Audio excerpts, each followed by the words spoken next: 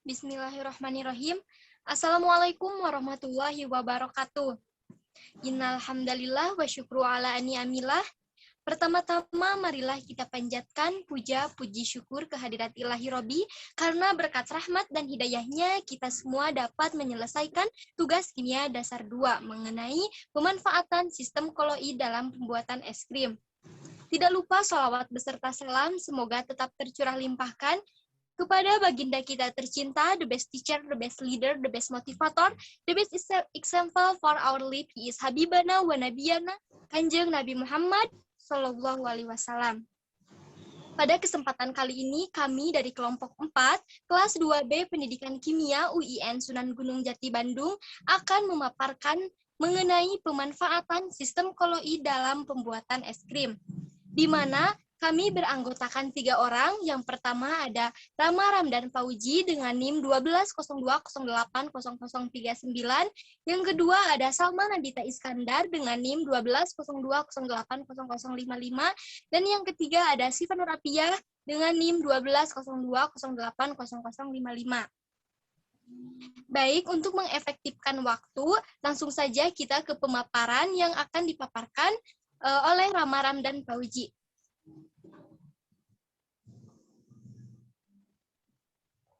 Bismillahirrahmanirrahim.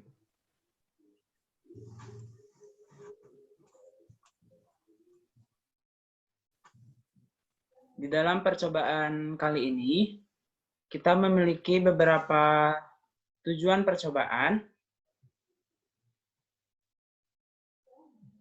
Yang pertama, mengetahui zat terdispersi dan zat pendispersi di dalam es krim. Yang kedua, mengetahui pengaruh penambahan zat emulsifier terhadap kualitas es krim.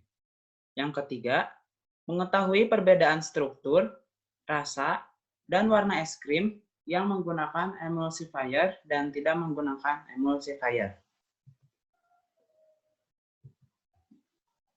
Landasan teori dalam percobaan ini yaitu: pertama, apa itu kolloid?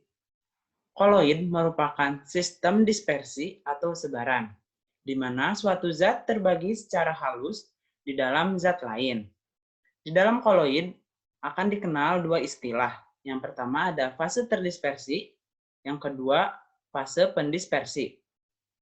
Fase terdispersi ialah fase di mana zat terbagi secara halus, sementara fase pendispersi merupakan media tempat zat tersebut terbagi secara halus.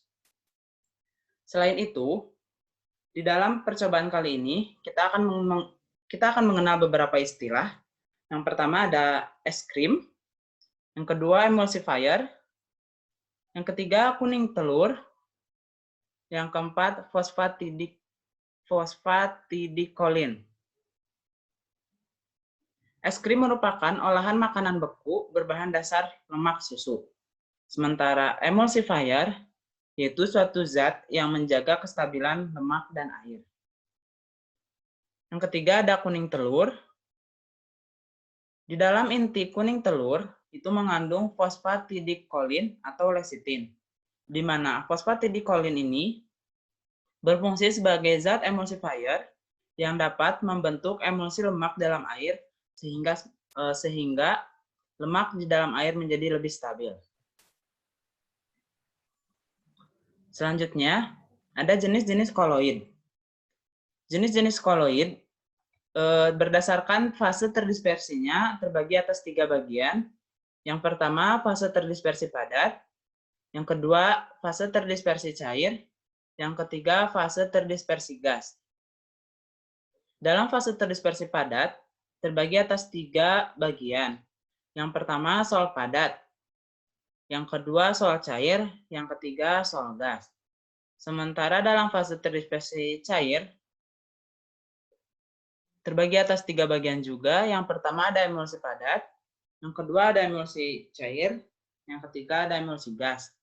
Dan dalam fase terdispersi gas, terbagi atas 2 bagian, yaitu buih padat dan buih cair.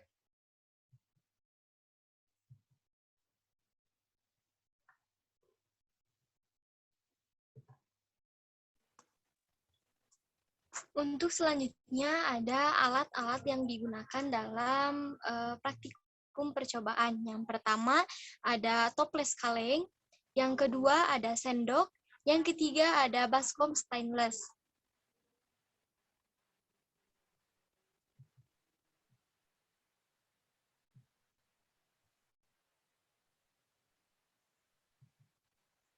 Kemudian untuk bahan-bahannya, yang pertama ada susu cair 250 ml, yang kedua ada es batu, yang ketiga ada gula pasir 4 sendok makan, yang keempat ada garam kasar, yang kelima ada kuning telur 1 buah.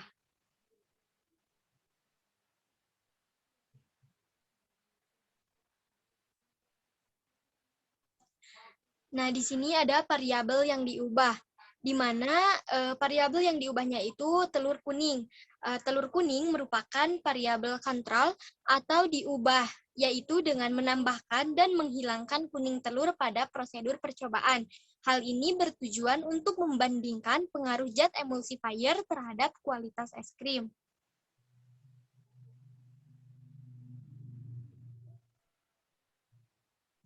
Kemudian selanjutnya yaitu prosedur pembuatan es krim tanpa menggunakan emulsifier. Yang pertama, masukkan 250 ml susu ke dalam toples. Yang kedua, tambahkan 2 sendok makan gula, kemudian aduk sampai larut.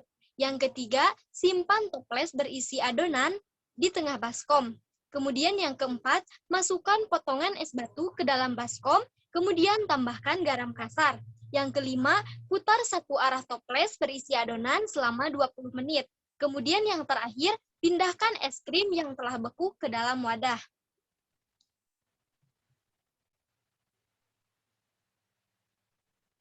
Di sini ada beberapa dokumentasi praktikum dengan pembuatan es krim tanpa menggunakan emulsifier.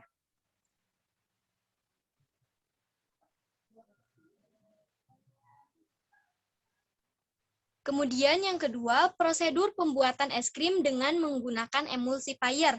Yang pertama, masukkan 1 kuning telur ke dalam toples, kemudian tambahkan 2 sendok makan gula, aduk sampai larut. Yang kedua, masukkan 250 ml susu. Yang ketiga, simpan toples berisi adonan di tengah baskom. Kemudian yang keempat, masukkan potongan es batu ke dalam baskom, kemudian tambahkan garam kasar. Yang kelima, putar satu arah toples berisi adonan selama 20 menit. Yang keenam, pindahkan es krim yang telah beku ke dalam wadah.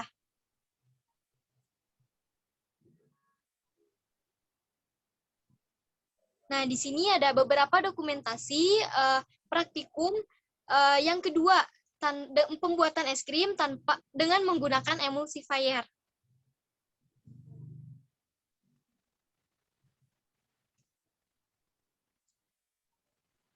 Data hasil pengamatan. Yang pertama, faktor yang diamatinya ada 3. Yang pertama, strukturnya.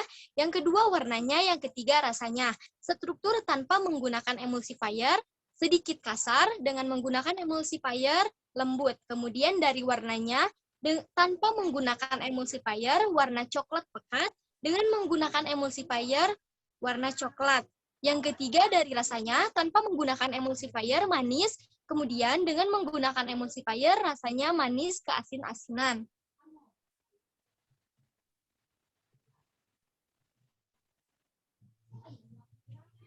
Baik, untuk pembahasannya, susu sebagai bahan utama mengandung 87% air, 3,9% lemak, 3,4% protein, 4,8% laktosa, dan sisanya berupa vitamin, mineral, dan lain sebagainya dalam jumlah sedikit. Nah, susu tersebut termasuk sistem koloid berjenis emulsi zat cair. Fase pendispersinya ialah air dan zat lainnya seperti lemak, protein, laktosa sebagai fase terdispersi. Berdasarkan percobaan, diperoleh hasil bahwa es krim dengan emulsifier ternyata jauh lebih lembut, rasa lebih gurih, dan warna yang tidak terlalu mencolok. Berarti emulsifier telah bekerja dengan baik di mana kandungan lecithinnya mampu menjaga kestabilan lemak dan air, sehingga mencegah pembentukan kristal yang besar. Es krim juga termasuk ke dalam koloid jenis emulsi gas. Hal ini dikarenakan dalam prosesnya terjadi pengadukan mekanik di mana akan dihasilkan gelembung yang terdispersi di dalam air.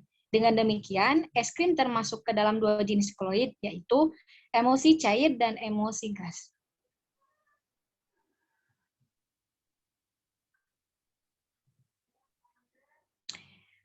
Untuk kesimpulannya, berdasarkan tujuan, yang pertama, zat terdispersi di dalam es krim yaitu lemak dan gas dalam pendispersi air. Yang kedua, zat emulsifier berpengaruh terhadap kualitas es krim.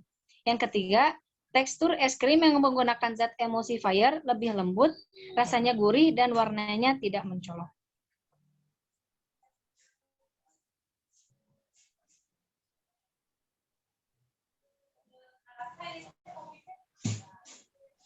Baik, terima kasih. Mungkin itu saja yang dapat kelompok 4 paparkan. Mohon maaf apabila ada kesalahan. Umsikuhu nafsi bidakwallah, wallahul muwaffiq ila aqwamit thoriq. Wassalamualaikum warahmatullahi wabarakatuh.